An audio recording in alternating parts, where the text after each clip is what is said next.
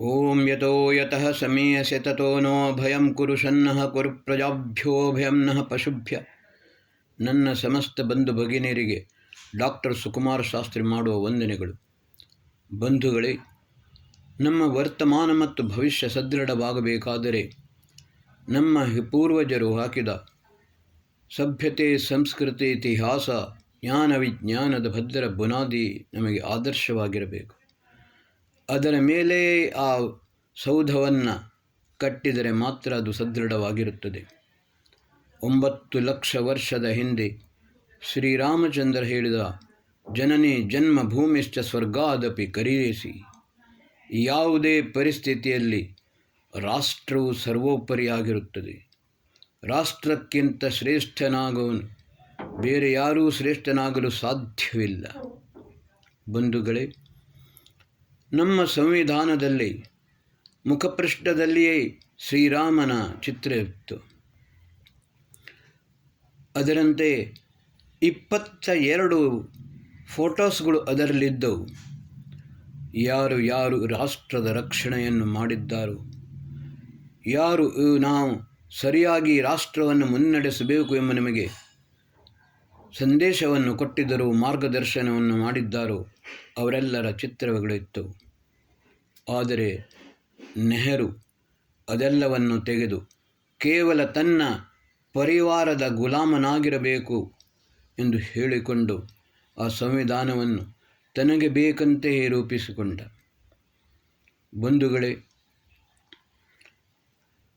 ತ್ರೇತಾಯುಗದಲ್ಲಿ ಪರಶುರಾಮ ಅಗ್ರತಃ 4 ವೇದ ಪೃಷ್ಠತಃ ಸಶರದ್ಧನು ಉಭಾಭ್ಯಾಂ ಸಮರ್ಥೋಸ್ಮಿ ಶಾಪಾದಪಿ ಶರಾದಪಿ ಎಂದು ಹೇಳಿದ. ಎಲ್ಲ ದುಷ್ಟರನ್ನು, ದೇಶದ್ರೋಹಿಗಳನ್ನು ದಂಡಿಸಿದ. ಅವನ ಒಂದು ಪ್ರತಿಜ್ಞೆಯಾಗಿತ್ತು, ಯಾವ ಕ್ಷತ್ರಿಯನಿಗೂ ನಾನು ಯುದ್ಧ ವಿದ್ಯೆಯನ್ನು ಕಲಿಸುವುದಿಲ್ಲ. ಕಾರಣ, ಅವನು ಭೀಷ್ಮನಿಗೆ ಯುದ್ಧ ವಿದ್ಯೆಯನ್ನು ಕಲಿಸಿದ್ದ. ಆದರೆ ಭೀಷ್ಮನೇ ಅವನಿಗೆ ತಿರುಗಿ ಬಿದ್ದ. ಆಮೇಲೆ ಕರ್ಣ ಅವನ ಹತ್ತಿರ ಯುದ್ಧಾಭ್ಯಾಸವನ್ನು ಕಲಿಯಲು ಹೋದ. ಆದರೆ ವಾಸ್ತವಿಕತೆಯನ್ನು ಮುಚ್ಚಿಟ್ಟ.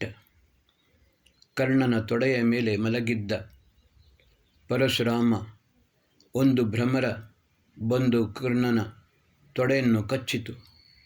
ರಕ್ತವು ಹರಿಯಲು ಆರಂಭಿಸಿತು. ಆ ರಕ್ತವು ಹರಿಯುತ್ತಾ ಪರಶುರಾಮನ ಬೆನ್ನಿಗೆ ತಟ್ಟಿತು. ಪರಶುರಾಮ ಎಚ್ಚೆತ್ತ. ಮೊದಲು ಅವನು ಒಂದೇ ಸವನೆ ಏನು ಹೇಳಲಿಲ್ಲ. ಒಂದು ಕ್ಷಣ ಧ್ಯಾನಸ್ಥನಾಗಿ ಮುಂದೆ ಭವಿಷ್ಯದಲ್ಲಿ ನಡೆಯುವ ಎಲ್ಲ ಘಟನೆಗಳನ್ನು ಒಂದು ಸಾರಿ ಸರ್ವಸ್ವವನ್ನು ತಿಳಿದುಕೊಂಡ. ಆಮೇಲೆ ಕರ್ಣನಿಗೆ ಶಾಪವನ್ನು ಕೊಟ್ಟ. ಕರ್ಣ, ನೀನು ಕಲಿತ ವಿದ್ಯೆಯನ್ನು ನೀನು ಮರೆಯುತ್ತೀಯ. ಯುದ್ಧದ ಸಮಯದಲ್ಲಿ ಬ್ರಹ್ಮಾಸ್ತ್ರದ ಪ್ರಯೋಗವನ್ನು ಮಾಡಲು ನಿನ್ನಿಂದ ಸಾಧ್ಯವಾಗುವುದಿಲ್ಲ. ಬಂಧುಗಳೇ, ಆಮೇಲೆ ಪರಶುರಾಮ ಅವನ ಹತ್ತಿರ ಇದ್ದದ್ದು ಕೇವಲ ಪರಶು ಮಾತ್ರವಲ್ಲ, ಸುದರ್ಶನ ಚಕ್ರವು ಅವನಲ್ಲಿತ್ತು. ನೇರವಾಗಿ ಶ್ರೀಕೃಷ್ಣನ ಹತ್ರ ಹೋದ. ಕೃಷ್ಣ, ನನ್ನ ಕೆಲಸವು ಮುಗಿಯಿತು. ಇನ್ನು ನಿನ್ನ ನ್ಯಾಯ ವ್ಯವಸ್ಥೆ, ನಿನ್ನ ಲೀಲೆ, ಇದರಲ್ಲಿ ಹಸ್ತಕ್ಷೇಪವನ್ನು ಮಾಡಲು ನಾನು ಸಿದ್ಧನಿಲ್ಲ. ಈ ಸುದರ್ಶನ ಚಕ್ರವನ್ನು ನೀನೇ ಧಾರಣೆ ಮಾಡು. ಅಲ್ಲಿಂದ ತಿರುಗಿ ಬಂದು ಮತ್ತೆ ಧ್ಯಾನಸ್ಥನಾದ.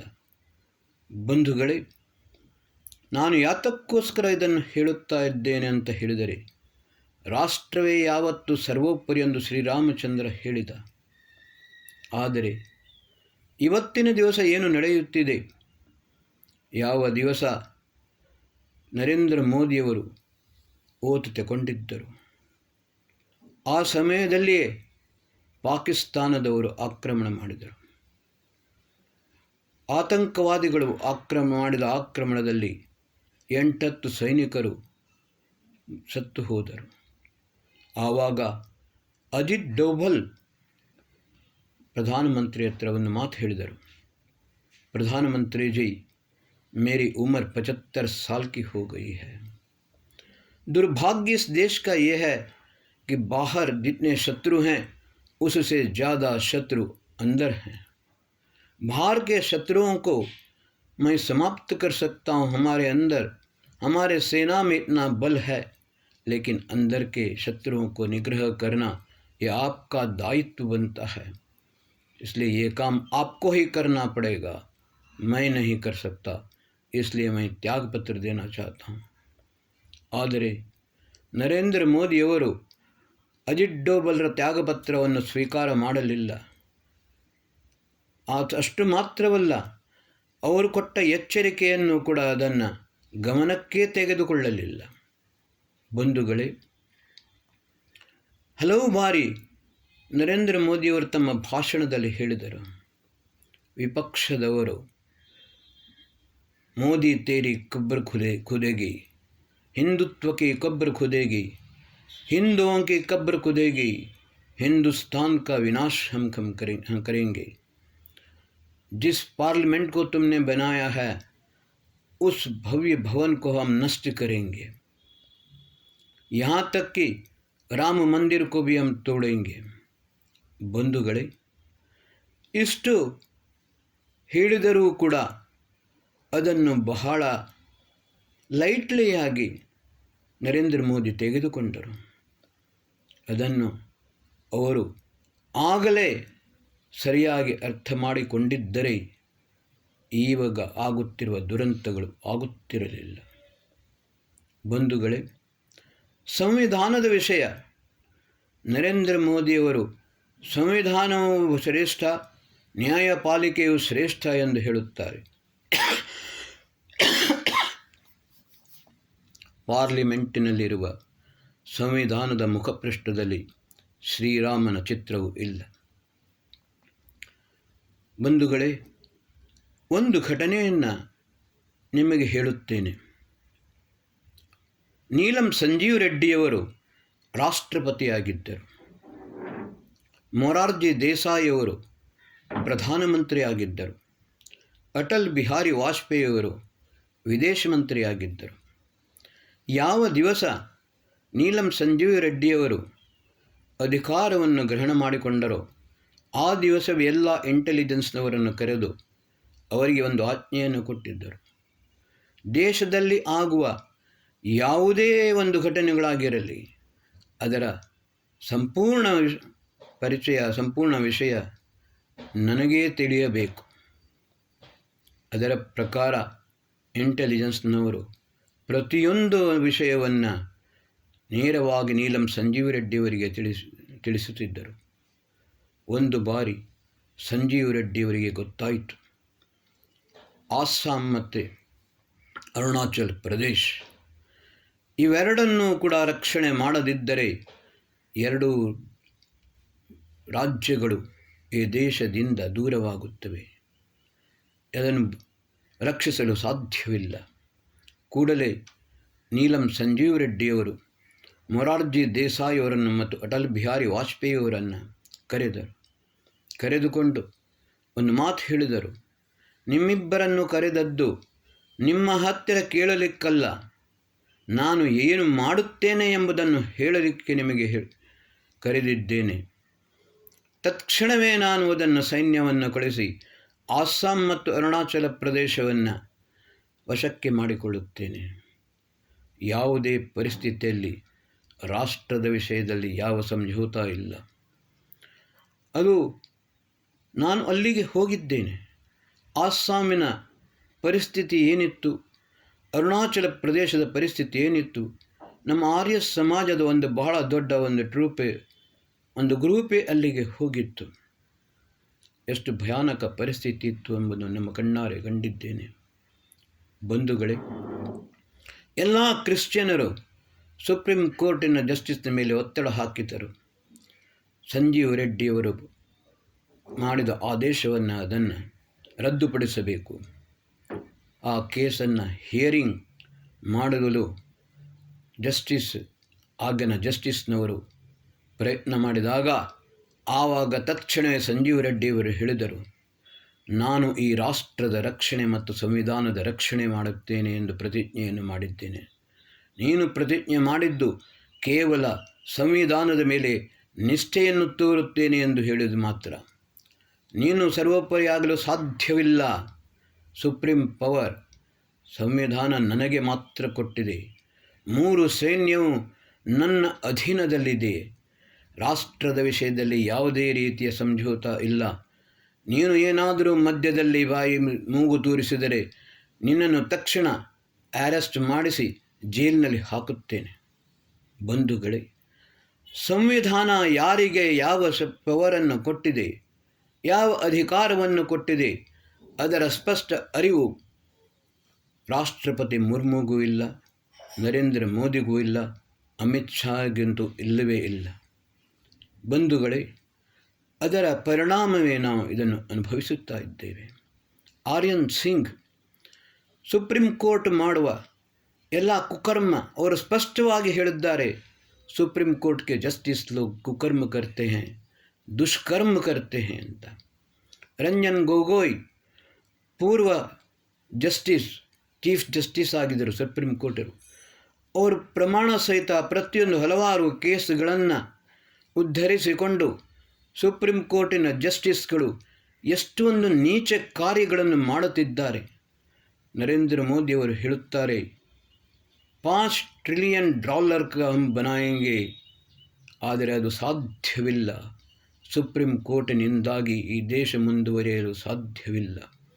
ಇದರ ಫಿಕ್ಸರ್ಸ್ ಕಪಿಲ್ ಸಿಬ್ಬಲ್, ಆಮೇಲೆ ದಬೆ, ಪ್ರಶಾಂತ್ ಭೂಷಣ್, ಇನ್ನೂ ಹಲವಾರು ಜನರು ಇದ್ದಾರೆ. ದೇಶದ್ರೋಹಿಗಳ ಗ್ಯಾಂಗ್ ಈ ದೇಶವನ್ನು ನಾಶ ಮಾಡಲು ಪ್ರತಿಕ್ಷಣವೂ ಪ್ರಯತ್ನಿಸುತ್ತಾ ಇದೆ. ಆಶ್ಚರ್ಯವಾದುದು ನನಗೆ ಏನು ಅಂತ ಹೇಳಿದರೆ, ಕೇವಲ ಒಂದು ಫೋನಿನಲ್ಲಿಯೇ ಇವರು ಆಜ್ಞೆಯನ್ನು ಮಾಡಿದ್ದಾರೆ. ವಿಶ್ವದ ಇತಿಹಾಸದಲ್ಲೇ ಇದು ನಡೆಯಲಿಲ್ಲ.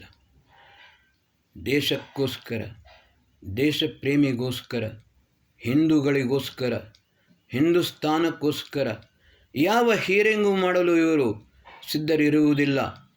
ಆದರೆ ದೇಶದ್ರೋಹಿಗಳ ಹಿಯರಿಂಗ್ ಮಾಡಲು ಅರ್ಧರಾತ್ರಿಯಲ್ಲಿಯೇ ಕೋರ್ಟನ್ನು ತೆರೆಯುತ್ತಾರೆ ಮತ್ತು ದೇಶದ್ರೋಹಿಗಳಿಗೆ ದೇಶದ್ರೋಹವನ್ನು ಮಾಡುವುದಕ್ಕೋಸ್ಕರ ಎಲ್ಲ ರೀತಿಯ ಸಹಾಯವನ್ನು ಮಾಡುತ್ತಾರೆ. ಬಂಧುಗಳೇ, ನಮ್ಮ ಧರ್ಮಶಾಸ್ತ್ರಗಳು ಬಹಳ ನಿಷ್ಠುರವಾಗಿದೆ.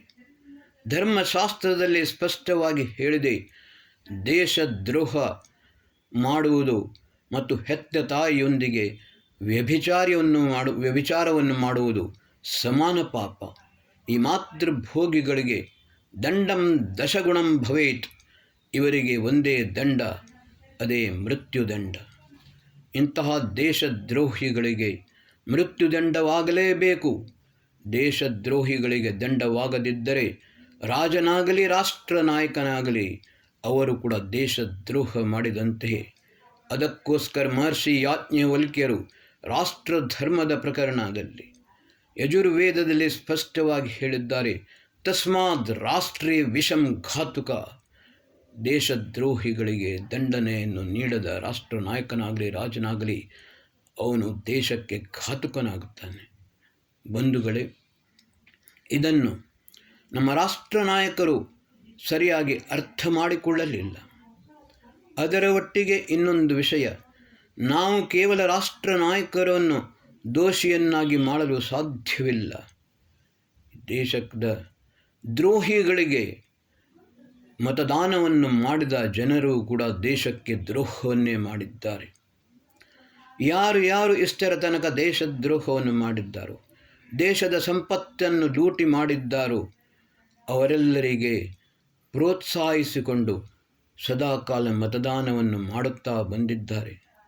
ಬಂಧುಗಳೇ, ಈ ಗಯಾಸುದ್ದೀನ್ ಗಾಜಿ ಔರಂಗಜೇಬನ ಅನೈತಿಕ ಸಂತಾನದ ವಂಶಸ್ಥನಾದ ಗಯಾಸುದ್ದೀನ್ ಗಾಜಿಯಿಂದ ಹಿಡಿದುಕೊಂಡು ಚಂಗೇಜ್ ಖಾನನ ಅನೈತಿಕ ಸಂತಾನದ ವಂಶಸ್ಥನಾದ ಜಹಾಂಗೀರ್ ಫಿರೋಜ್ ಖಾನ್ನ ಮೊಮ್ಮಗ ಪಪ್ಪು ಖಾನ್ ತನ್ನನ್ನು ತಾನು ರಾಹುಲ್ ಗಾಂಧಿ ಎಂದು ಹೇಳುತ್ತಾನೆ. ಇನ್ನೊಬ್ಬಳು ತನ್ನನ್ನು ಪಿಂಕಿ ಖಾನ್ ಪ್ರಿಯಾಂಕಾ ಗಾಂಧಿ ಎಂದು ಹೇಳುತ್ತಾಳೆ. ಆಂಟೋನಿಯೋ ಮೈನೋ ಅವಳು ಸೋನಿಯಾ ಗಾಂಧಿ ಎಂದು ಹೇಳುತ್ತಾರೆ. ಆಶ್ಚರ್ಯವೇನು ಎಂದು ಹೇಳಿದರೆ 28 ಪಕ್ಷಗಳು ಒಟ್ಟಾಗಿ ಒಂದು INDAಯನ್ನು ಮಾಡಿದರು. ಈ INDAದ ಎಲ್ಲ ನೇತಾರರು ಕೂಡ ಇಟಲಿಯ ಮಲವನ್ನು ತಿನ್ನುತ್ತಿದ್ದಾರೆ. ಆದರೆ ಇತ್ತೀಚೆಗೆ ನೋಡಿದ ಘಟನೆ ಏನು ಅಂತ ಹೇಳಿದರೆ, ಈ ಇಟಲಿಯ ನೇತಾರರು ಪಾಕಿಸ್ತಾನದ ಮಲವನ್ನು ತಿನ್ನುತ್ತಿದ್ದಾರೆ. ಇತ್ತೀಚೆಗೆ ಸಂಬಿತ್ ಪಾತ್ರ ಅದನ್ನು ಎಚ್ಚರಿಸಿ ಹೇಳಿದರು, ಪ್ರಿಯಾಂಕಾ ಗಾಂಧಿ ಪಾಕಿಸ್ತಾನದಲ್ಲಿ ಎಂತಹ ದೇಶದ್ರೋಹದ ಕೆಲಸವನ್ನು ಮಾಡಿಸಿದ್ದಾಳೆ ಎಂದು ಸ್ಪಷ್ಟವಾಗಿ ತಿಳಿಸಿದರು. ಬಂಧುಗಳೇ, ಮೇಜರ್ ಜನರಲ್ ಪಾಂಡೆ, ಸೇನೆಯ ನಿವೃತ್ತ ಮೇಜರ್ ಜನರಲ್ ಪಾಂಡೆಯವರು ಸ್ಪಷ್ಟವಾಗಿ ಪಹಲ್ಗಾಂವ್ನ ಆಕ್ರಮಣಕ್ಕೆ ಸುಪ್ರೀಂ ಕೋರ್ಟೇ ಜಿಮ್ಮೆದಾರರಾಗಿದೆ. ನಿಜವಾಗಿ ಯಾವುದೇ ಪೂರ್ವ ಸಿದ್ಧತೆಯೂ ಇರಲಿಲ್ಲ. ಆದರೆ ಸುಪ್ರೀಂ ಕೋರ್ಟ್ ಹೇಳಿತು, ನಾನೇ ಸುಪ್ರೀಂ, ನಾನು ರಾಷ್ಟ್ರಪತಿಗಿಂತಲೂ ಶ್ರೇಷ್ಠ, ನಾನು ಹೇಳುವುದನ್ನೇ ನೀವು ಕೇಳಬೇಕು ಎಂದು ಹೇಳಿಕೊಂಡು ತುರ್ತಾಗಿ ಅಲ್ಲಿ ಚುನಾವಣೆಯನ್ನು ಮಾಡಿಸಿದರು. ನಾನು ಹಿಂದಿನ ಎಪಿಸೋಡ್ಗಳಲ್ಲಿ ಹೇಳಿದ್ದೇನೆ, ಕಾಶ್ಮೀರದಲ್ಲಿ ಮಾತ್ರವಲ್ಲ, ಜಮ್ಮುವಿನ ಮನೆಯಲ್ಲಿಯೂ ಪಾಕಿಸ್ತಾನದ ಆತಂಕವಾದಿಗಳು ಕುಳಿತುಕೊಂಡಿದ್ದಾರೆ, ಅಡಗಿಕೊಂಡಿದ್ದಾರೆ. ಅವರ ಸಹಾಯದಿಂದಲೇ ಹಿಂದೂಗಳ ಮೇಲೆ ನಿರಂತರವಾಗಿ ಆಕ್ರಮಣವಾಗುತ್ತಿದೆ, ನಮ್ಮ ಸೈನಿಕರ ಮೇಲೆ ಆಕ್ರಮಣವಾಗುತ್ತಿದೆ. ಅಜಿತ್ ಡೋಭಲ್ ಹೇಳಿದ ವಿಷಯ ಇದೆ, ದೇಶದ್ರೋಹಿಗಳು ಹೊರಗಿನ ದೇವರಿಗಿಂತ ಒಳಗೆ ಜಾಸ್ತಿ ಇದ್ದಾರೆ. ಅದನ್ನು ಬಹಳ ಒಂದು ಲೈಟ್ಲಿಯಾಗಿ ಲಘುವಾಗಿ ತೆಗೆದುಕೊಂಡರು ನರೇಂದ್ರ ಮೋದಿಯವರು. ಅದರ ಪರಿಣಾಮ ಎಷ್ಟು ಭಯಾನಕವಾಗಿದೆ. ಬಂಧುಗಳೇ, ಅಶ್ವಿನಿ ಉಪಾಧ್ಯಾಯ ಹೇಳುತ್ತಾರೆ, ನೋಡಿ, ಪ್ರಪಂಚದಲ್ಲಿ ಎಲ್ಲಿಯೂ ಕೂಡ ಯಾರ ಮತವನ್ನು ಕೇಳಿಯೂ, ಯಾರ ಹೆಸರನ್ನು ಕೇಳಿಯೂ, ಯಾರ ಬಟ್ಟೆಯನ್ನು ಬಿಚ್ಚಿಯೂ ಕೂಡ ಅವರ ಮೇಲೆ ಆಕ್ರಮಣ ಮಾಡಲಿಲ್ಲ, ಗುಂಡಿನ ಸುರಿಮಳೆಯನ್ನು ಮಾಡಲಿಲ್ಲ. ಆದರೆ ಪಹಲ್ಗಾಂವ್ನಲ್ಲಿ ಬಟ್ಟೆಯನ್ನು ಬಿಚ್ಚಿಕೊಂಡು ಅವರ ಹೆಸರನ್ನು ಕೇಳುವವರು ಗುಂಡಿಗೆ ಹೊಡೆದಿದ್ದಾರೆ. ಇವರು ಆತಂಕವಾದಿಗಳಲ್ಲ, ಜಿಹಾದಿಗಳು. ಈ ಜಿಹಾದಿಗಳು ಹೇಗೆ ಅಂತ ಹೇಳಿದರೆ, ಕೇರಳದ ಗವರ್ನರ್ ಆರಿಫ್ ಮೊಹಮ್ಮದ್ ಖಾನ್ ಹೇಳಿದರು, ನಾನು ಚಿಕ್ಕವನಿದ್ದಾಗ ನನ್ನ ಅಬ್ಬು ನನ್ನನ್ನು ಮದ್ರಸಾಗೆ ಕಳಿಸಿದರು. ಮದ್ರಸಾದಲ್ಲಿ ಮೊದಲ ದಿನವೇ ನನಗೆ ಒಂದು ಪಾಠವನ್ನು ಹೇಳಿಕೊಟ್ಟರು, ನೀನು ಎಷ್ಟೇ ಕೆಟ್ಟವನಾಗಲಿ, ಎಷ್ಟೇ ಕೆಟ್ಟ ಕೆಲಸವನ್ನು ಮಾಡಲಿ, ಆದರೂ ನೀನು ಶ್ರೇಷ್ಠ, ಏಕೆಂದರೆ ನೀನು ಮುಸಲ್ಮಾನ. ಬೇರೆ ಯಾರು ಎಷ್ಟು ಉತ್ತಮ ಕೆಲಸವನ್ನು ಮಾಡಲಿ, ಎಷ್ಟೇ ಶ್ರೇಷ್ಠ ಕರ್ಮಗಳನ್ನು ಮಾಡಲಿ, ಆದರೂ ಅವರು ದುಷ್ಟರೇ. ಆದ ಕಾರಣ ಅವನ್ನು ಯಾವಾಗಲೂ ಸಂಹಾರ ಮಾಡಬೇಕು. ಪ್ರಪಂಚದಲ್ಲಿ ಮುಸಲ್ಮಾನರಿಗೆ ಮಾತ್ರ ಬದುಕಲು ಅಧಿಕಾರವಿದೆ. ಯಾರದ ಮನೆಯಲ್ಲಿಯೂ ಕೂಡ ನೀನು ಊಟ ಮಾಡಲಿಕ್ಕೆ ಹೋದರೆ ಊಟ ಮಾಡು, ಆದರೆ ಬರುವಾಗ ಹೇಗೆ ಬರಬೇಡ, ಅವನ ಹೊಟ್ಟೆಗೆ ಚೂರಿಯನ್ನು ಹಾಕಿಕೊಂಡು ಬಾ. ನೋಡಿ, ಇದು ಜಿಹಾದಿ ಮನೋಭಾವ, ಆತಂಕವಾದವಲ್ಲ. ಮುಸಲ್ಮಾನರಿಗೆ, ಸಣ್ಣ ಸಣ್ಣ ಮಕ್ಕಳಿಗೆ ಕೂಡ ಇದೇ ಪಾಠವನ್ನು ಕಲಿಸುತ್ತಿದ್ದಾರೆ. ಹಿಂದೆ ಒಂದು TV ಇತ್ತು, QTV, ಕುರಾನ್ TV. ಒಂದು ದಿನ ಆದಿತ್ಯವಾರ ದಿವಸ ಸಾಯಂಕಾಲ 7 ಗಂಟೆಗೆ ನಾನು ಆ TVಯನ್ನು ಓಪನ್ ಮಾಡಿದೆ. ನನಗೆ QTV ಸಿಕ್ಕಿತು. ಆ QTVನಲ್ಲಿ ಒಂದು ಮಾತನ್ನು ಹೇಳುತ್ತಿದ್ದ ಒಬ್ಬ, ತುಮ್ ಮುಸಲ್ಮಾನ್ ಹೋ, ಅಗರ್ 7 ताले के अंदर भी बंद हो तो भी तुम्हें मौत आनी ही है, लेकिन सच्चे मुसलमान तभी कहलाओगे, कम से कम अपने जीवन में 7 लोगों को जान से मारो, क्योंकि इस धरती पर सिर्फ मुसलमानों को ही रहने का अधिकार है. ISIS ಧ್ವಜದ ಮೇಲೆ ಇಲಾ ಇಲಾಲಿಲ್ಲಾ ಮುಹಮ್ಮದು ರಸೂಲಿಲ್ಲಾ ಎಂಬ ಕಲ್ಮಾ ಇದೆ. ಆದರೆ ಇದನ್ನು ಯಾರು, ಪ್ರಪಂಚದ ಯಾವ ಮುಸಲ್ಮಾನನೂ ಅದನ್ನು ವಿರೋಧಿಸಲಿಲ್ಲ. ತಾರಿಕ್ ಫತೇ ಹೇಳಿದರು, ನಿಜವಾಗಿ ಹಾಕಬೇಕಿತ್ತು ಇವರು ಬಿಸ್ಮಿಲ್ಲಾ ಇರ್ ರೆಹಮಾನ್ ಇರ್ ರಹೀಮ್ ಅಂತ ಹೇಳಿಕೊಂಡು, ಅದರ ಬದಲು ಇಲಾ ಇಲಾ ಲಿಲ್ಲಿಲ್ಲಾ ಮೊಹಮ್ಮದು ರಸೂಲಿಲ್ಲ ಅಂತ ಹಾಕಿದ್ದಾರೆ. ವಿಶ್ವದ ವಿನಾಶವನ್ನು ಮಾಡುವುದು ಇಸ್ಲಾಂ ಮತ್ತು ಜಿಹಾದಿ ಮುಸ್ಲಿಮರು. ಪ್ರಪಂಚದಲ್ಲಿ ಮುಸಲ್ಮಾನರು ಎಷ್ಟು ಇದ್ದಾರೋ ಅದರಲ್ಲಿ 99% ಮುಸಲ್ಮಾನರೇ. 90% ಮುಸಲ್ಮಾನರು, ಕೇವಲ 10% ಮಾತ್ರ ಇನ್ಸಾನ್ಗಳು. ಆದ ಕಾರಣ ಈ ದೇಶದ ಅಳಿವು ಉಳಿವು, ಈ ವಿಶ್ವದ ಅಳಿವು ಉಳಿವು ಹಿಂದೂಗಳ ಮೇಲೆ, ಹಿಂದುತ್ವದ ಮೇಲೆ ನಿರ್ಭರವಾಗಿದೆ. ನಾನು ಪುನಃ ಎಚ್ಚರಿಸುತ್ತೇನೆ, ಹಿಂದೂಗಳೇ, ಈ ದೇಶವನ್ನು ಮಾತ್ರವಲ್ಲ, ಈ ವಿಶ್ವವನ್ನು ರಕ್ಷಿಸುವುದು ನೀವೇ. ನಾನು ಜನ್ಮತಃ ಮುಸಲ್ಮಾನನಾಗಿದ್ದರೂ ಕೂಡ ಒಬ್ಬ ಶ್ರೇಷ್ಠ ಮಾನವನಾಗಿದ್ದೇನೆ ಎಂದು ನನಗೆ ಹೇಳಲು ಹೆಮ್ಮೆ ಎನಿಸುತ್ತದೆ. ಆದ ಕಾರಣ ನೀವು ಈ ವಿಶ್ವದ ರಕ್ಷಣೆಯನ್ನು ಮಾಡುವುದಕ್ಕೋಸ್ಕರ ಹಿಂದೂ ರಾಷ್ಟ್ರದ ಸ್ಥಾಪನೆಯನ್ನು ಮಾಡಿ, ನಾನು ಅದನ್ನೇ ನಿಮಗೆ ಹೇಳುತ್ತಿದ್ದೇನೆ. ಹಲವಾರು ಸಂಘಟನೆಗಳಿವೆ. ನಾನು 6 ವರ್ಷದ ವಯಸ್ಸಿನಲ್ಲಿ RSSಗೆ ಪ್ರವೇಶ ಮಾಡಿದೆ. ಅಂದಿನಿಂದ ಇವತ್ತಿನ ತನಕ ಹಿಂದೂ ಸಂಘಟನೆಗಳು ಎಷ್ಟು ಇವೆಯೋ ಎಲ್ಲ ಸಂಘಟನೆಯಲ್ಲಿಯೂ ಕೂಡ ನಾನು ಕಾರ್ಯವನ್ನು ಮಾಡಿದ್ದೇನೆ. ಆದರೆ ಈ ಬೇರೆ ಬೇರೆ ಗ್ರೂಪ್ ಇರುವ ಬದಲು ನನ್ನ ಒಂದು ನಿವೇದನೆ, ಪ್ರಬಲವಾಗಿ ಹಿಂದೂ ರಾಷ್ಟ್ರ ಸಂಘಟನೆಯನ್ನು ಮಾಡಿ ಎಲ್ಲರ ಉದ್ದೇಶ ಒಂದೇ ಆಗಲಿ. ನೋಡಿ, ಕೃಷ್ಣ ಹೇಳಿದ ಸ್ವಧರ್ಮೇ ನಿಧನಂ ಶ್ರೇಯ ಪರಧರ್ಮೋ ಭಯಾವಹ ಅಂತ. ಆದರೆ ನಾನು ಅದನ್ನು ಸ್ವಲ್ಪ ಬದಲಾಯಿಸಿದ್ದೇನೆ. ಹಿಂದೂ ಧರ್ಮೇ ನಿಧನಂ ಶ್ರೇಯ ಪರಧರ್ಮೋ ಭಯಾವಹ. ಮಹರ್ಷಿ ದಯಾನಂದರಿಗೆ ಗುರು ವಿರಜಾನಂದರು ಒಂದು ಮಾತನ್ನು ಹೇಳಿದರು, ದಯಾನಂದ್, ಅಗರ್ ದೇಶ್ ಬಚೇಗಾ ತಭಿ ಧರ್ಮ ಬಚೇಗಾ, ನೈ ತೋ ನ ದೇಶ್ ಬಚೇಗಾ ನ ಧರ್ಮ ಬಚೇಗಾ. ಪೂನಾದಲ್ಲಿ ಮಹರ್ಷಿ ದಯಾನಂದ ಸರಸ್ವತಿಯವರು ಪ್ರವಚನವನ್ನು ಮಾಡುತ್ತಿದ್ದರು. ಆವಾಗ ಒಬ್ಬ ಹೇಳಿದ, ಸ್ವಾಮೀಜಿ, ಶ್ರೀಕೃಷ್ಣ ने कहा है ಸರ್ವಧರ್ಮಾನ್ ಪರಿತ್ಯಜ್ಯ ಮಾಮೇಕಂ ಶರಣಂ ವ್ರಜ. ಆಗ ಮಹರ್ಷಿ ದಯಾನಂದರು ಹೇಳಿದರು, ಮಹರ್ಷಿ ಪತಂಜಲಿಯವರು ವ್ಯಾಕರಣ ಮಹಾಭಾಷ್ಯದಲ್ಲಿ ಹೇಳಿದ ನಿಯಮದಂತೆ ಅದು ಸರ್ವಧರ್ಮಾನ್ ಪರಿತ್ಯಜ್ಯ ಅಲ್ಲ. ಏಕೆಂದರೆ ಆ ಸಮಯದಲ್ಲಿ ಯಾವ ಸತ್ಯ ಸನಾತನ ವೈದಿಕ ಹಿಂದೂ ಧರ್ಮ ಬಿಟ್ಟು ಬೇರೆ ಯಾವ ಧರ್ಮವೂ ಇರಲಿಲ್ಲ. ಅದರ ಅರ್ಥ ಸರ್ವ ಅಧರ್ಮಾನ್ ಪರಿತ್ಯಜ್ಯ ಮಾಮೇಕಂ ಶರಣಂ ವ್ರಜ, ಅಹಂ ತ್ವಾ ಮೋಕ್ಷಯಿಷ್ಯಾಮಿ ಸರ್ವ ಪಾಪೇಭ್ಯೋ ಮಾ ಶುಚ. ಸಮಸ್ತ ಅಧರ್ಮವನ್ನು, ಅನೈತಿಕ ವ್ಯವಹಾರಗಳನ್ನು, ದುರಿತವನ್ನು ತ್ಯಾಗ ಮಾಡಿಕೊಂಡು ಬಾ, ನಿನ್ನನ್ನು ನಾನು ಮುಕ್ತನನ್ನಾಗಿ ಮಾಡುತ್ತೇನೆ, ಈ ದುರಿತ ದುರ್ಗಣಗಳಿಂದ ದೂರ ಮಾಡುತ್ತೇನೆ.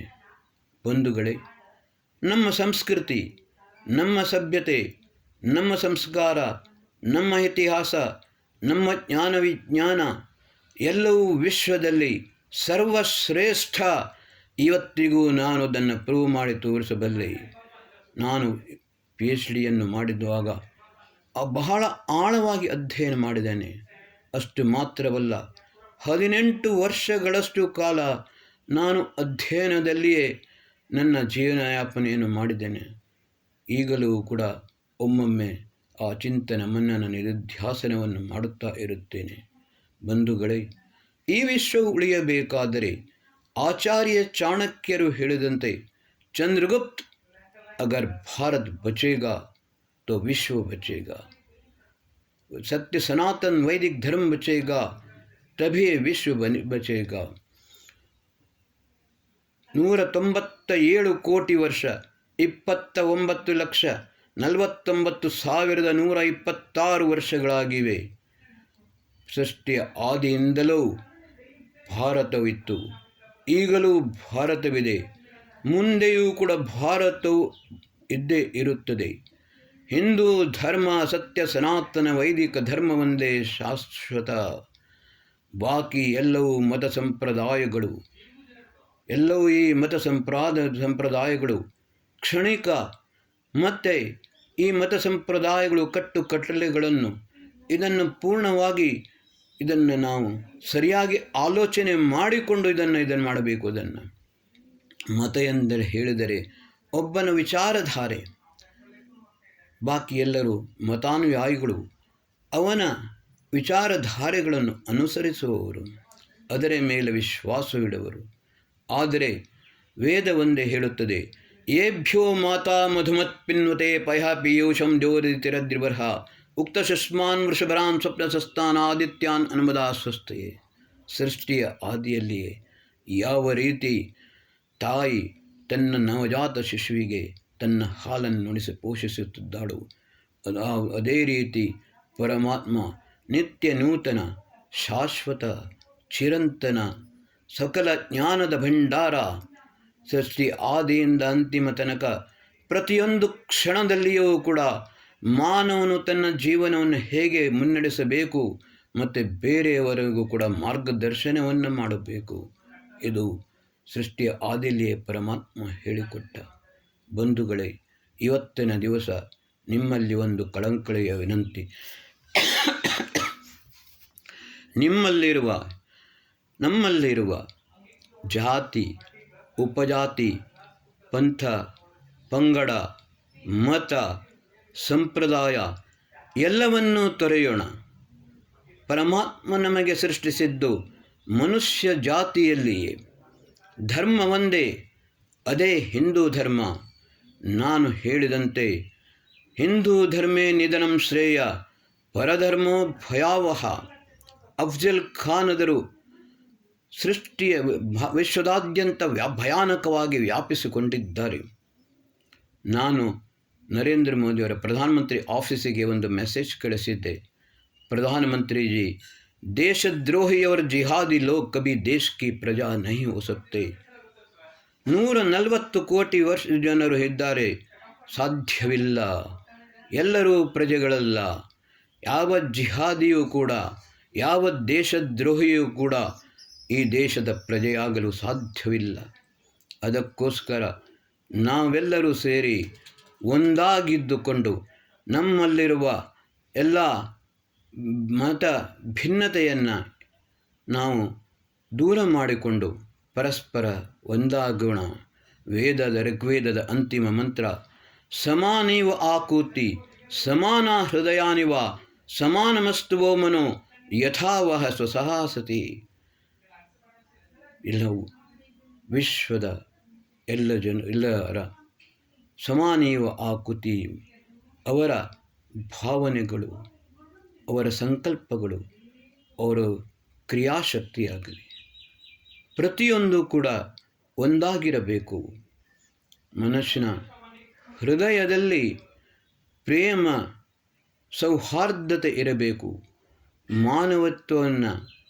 ಮಾನವೀಯತೆಯನ್ನು ಎಂದಿಗೂ ಮರೆಯದೆ ಪರಸ್ಪರ ಒಂದಾಗಿದ್ದುಕೊಂಡು ನೀವು ಇದ್ದರೆ ಮಾತ್ರ ಶಾಶ್ವತವಾಗಿ ಈ ವಿಶ್ವ ಸುಂದರವಾಗಿ ಉಳಿಯಲು ಸಾಧ್ಯ. ಅದರಷ್ಟು ಮಾತ್ರವಲ್ಲ, ಯಥಾವಹ ಸುಸಹಾತತಿ, ಯಾವಾಗಲೂ ನೀವು ನಕ್ಕು ನಲಿದು ಸುಖ ಸಂತೋಷ ಸಮೃದ್ಧಿಯಿಂದ ಶಾಶ್ವತವಾಗಿ ಇರಲು ಸಾಧ್ಯ. ಬಂಧುಗಳೇ, ಈ ವೇದ ಮಂತ್ರಗಳು ನಮಗೆ ಸ್ಪಷ್ಟವಾಗಿ ಹೇಳುತ್ತಿವೆ. ಇದಕ್ಕೆ ನಾವು ಮಾಡಬೇಕಾದ ಕೆಲಸ ಏನು ಅಂತ ಹೇಳಿದರೆ, ಹಿಂದೂ ರಾಷ್ಟ್ರದ ಸ್ಥಾಪನೆ. ಶಿವಾಜಿ ಒಂದು ಸಲ ಹಿಂದೂ ರಾಷ್ಟ್ರದ ಸ್ಥಾಪನೆಯನ್ನು ಮಾಡಿದ. ನಾವು ಕೂಡ ಇವಾಗ ಹಿಂದೂ ರಾಷ್ಟ್ರದ ಸ್ಥಾಪನೆಯನ್ನು ಮಾಡಬೇಕಾಗಿದೆ. ಎಲ್ಲ ಗ್ರೂಪುಗಳನ್ನು, ಎಲ್ಲ ಬೇರೆ ಬೇರೆ ಆಗಿರುವ ಸಂಘಟನೆಗಳನ್ನು ಒಂದಾಗಿ ಮಾಡಿಕೊಂಡು ಕೇವಲ ಹಿಂದೂ ರಾಷ್ಟ್ರ ಸಂಘಟನೆ ಎಂದು ಮಾಡಬೇಕು. ಎಲ್ಲರೂ ಒಂದಾಗಬೇಕು. ಆಗವು ಮಾತ್ರ ನಮ್ಮ ದೇಶವು ಮಾತ್ರವಲ್ಲ, ವಿಶ್ವವು ಸುರಕ್ಷಿತವಾಗಿರುತ್ತದೆ. ಇಲ್ಲದಿದ್ದರೆ ಶ್ರೀಕೃಷ್ಣ ಹೇಳಿದಂತೆ ಯಸ್ಯಾಂ ಜಾಗರ್ತಿ ಭೂತಾನಿ ಸಾ ನಿಶಾ ಪಶ್ಯತೋ ಮುನೇಹೇ. ನರೇಂದ್ರ ಮೋದಿಯವರು ಹೇಳುತ್ತಾರೆ, ಈ 47ನೇ ಇಸವಿಯಲ್ಲಿ ವಿಕಾಸವು ಆಗುತ್ತದೆ. $5 ಟ್ರಿಲಿಯನ್ ಸಂಪತ್ತು ಆಗುತ್ತದೆ. ಸಂಪತ್ತಿನಿಂದ ವಿಶ್ವವು ಉಳಿಯುವುದಿಲ್ಲ. ಮನುಷ್ಯನ ಚರಿತ್ರ ನಿರ್ಮಾಣದಿಂದಲೇ, ಮನುಷ್ಯನ ಸಭ್ಯತೆ, ಸಂಸ್ಕೃತಿ, ಸಂಸ್ಕಾರದಿಂದಲೇ, ಉದಾತ್ತವಾದ ಮಾನವೀಯ ಮೌಲ್ಯಗಳಿಂದಲೇ ಸೃಷ್ಟಿಯು ಸ್ಥಿರವಾಗಿರಲು ಸಾಧ್ಯ. ಇಲ್ಲದಿದ್ದರೆ ಶ್ರೀಕೃಷ್ಣ ಹೇಳಿದಂತೆ ಯಾವುದನ್ನು ನೀನು ವಿಕಾಸ ಎಂದು ಭಾವಿಸುತ್ತಿದೆಯಾ ಆ ವಿನಾಶದ ಕರಾಳ ರಾತ್ರಿಯನ್ನು ನಾನು ನೋಡುತ್ತಿದ್ದೇನೆ. ಅದು ಬಹಳ ಬೇಗ ನಿಕಟವಾಗಿದೆ. ವಿಶ್ವವು ಮಹಾವಿನಾಶದ ಹತ್ತಿರ ಸನಿಹದಲ್ಲಿಯೇ ಇದೆ. ಇದನ್ನು ರಕ್ಷಿಸುವ ದಾಯಿತ್ವ ಹಿಂದೂಗಳ ಮೇಲೆ ಇದೆ. ಬಂಧುಗಳೇ, ನಾವು ನಮ್ಮ ಕೊನೆಯ ಪಕ್ಷ ನಮ್ಮ ಪರಿವಾರದ ರಕ್ಷಣೆಯನ್ನಾದರೂ ಮಾಡಲು ನಾವು ಪ್ರಯತ್ನಿಸಬೇಕು. ಇವತ್ತಿನ ದಿವಸ ಪ್ರತಿಯೊಬ್ಬನ ಹಿಂದೂಗಳ ಪರಿವಾರವು ಸುರಕ್ಷಿತವಾಗಿಲ್ಲ. ಇದನ್ನು ನಾವು ಸ್ಪಷ್ಟವಾಗಿ ಅರ್ಥ ಮಾಡಿಕೊಳ್ಳಬೇಕು. ಅದನ್ನು ನಾವು ರಕ್ಷಣೆ ಮಾಡೋಣ. ಪ್ರತಿಯೊಬ್ಬರು ಒಂದಾಗೋಣ, ಪ್ರತಿಯೊಬ್ಬರು ಕೈ ಜೋಡಿಸೋಣ. ಮಹರ್ಷಿ ಯಾಸ್ಕರು ಹೇಳಿದಂತೆ ಹಸ್ತೋ ಹಂತೆ ಪ್ರಾಶುರ್ ಹನನೆ. ಭಗವಂತನು ನಿನಗೆ ಎರಡು ಕೈಯನ್ನು ಕೊಟ್ಟದ್ದು ಕೇವಲ ಧರ್ಮ, ಕರ್ಮ ಮತ್ತು ದಾನಗಳನ್ನು ಮಾಡುವುದಕ್ಕೋಸ್ಕರ ಮಾತ್ರವಲ್ಲ. ದೇಶದ್ರೋಹಿಗಳು ಆಕ್ರಮಣ ಮಾಡಿದರೆ ಒಂದು ಕೈಯಿಂದ ಆಕ್ರಮಣವನ್ನು ತೆಳೆದು ಇನ್ನೊಂದು ಕೈಯಿಂದ ಪ್ರತ್ಯಾಕ್ರಮಣವನ್ನು ಮಾಡುವು. ಮತ್ತು ಅದು ಕೂಡಲೇ ಆಗಬೇಕು. ಅದು ಎಷ್ಟು ಭಯಾನಕವಾಗಿರಬೇಕಂತ ಹೇಳಿದರೆ ಇನ್ನೊಮ್ಮೆ ಅವನು ಕನಸಿನಲ್ಲಿಯೂ ಆಕ್ರಮಣ ಮಾಡಲು ಆಲೋಚಿಸಬಾರದು. ಆ ರೀತಿ ಮಾಡಬೇಕು. ಆದ ಕಾರಣ ಬಂಧುಗಳೇ, ನೀವೆಲ್ಲರೂ ಉತ್ತಿಷ್ಠತ ಜಾಗ್ರತ ಪ್ರಾಪ್ಯವಾರಾನ್ಯಭೂದತ. ಯಮಾಚಾರ್ಯನು ನಚಿಕೇತನಿಗೆ ಈ ಮಾತನ್ನು ಹೇಳಿದ. ಎಲ್ಲವನ್ನೂ ನೀನು ಪ್ರಾಪ್ತ ಮಾಡಿಕೊಂಡಿಯ ನಚಿಕೇತ. ಆದರೆ ಎಚ್ಚರನಾಗು, ಜಾಗೃತನಾಗು. ಏಕೆಂದರೆ ಯೋ ಜಾಗಾರತಂ ಋಚಃ ಕಾಮಯಂತೆ, ಯೋ ಜಾಗಾರತಮು ಸಾಮಾನಯಂತೆ, ಯೋ ಜಾಗಾರ ತವಾಹಮಸ್ಮಿ ತಮಯಂ ಸೋಮಾಹ. ಯಾವನು ಜಾಗೃತನಾಗಿ ರಾಷ್ಟ್ರದ ರಕ್ಷಣೆಯನ್ನು ಮಾಡುತ್ತಾನೋ ಅವನೊಂದಿಗೆ ಮಾತ್ರ ನಾನು ಇರುತ್ತೇನೆ. ಶ್ರೀಕೃಷ್ಣನು ಅರ್ಜುನನಿಗೆ ಹೇಳಿದ ಮಾತು ಇದೆ. ಓಂ ಶಂ.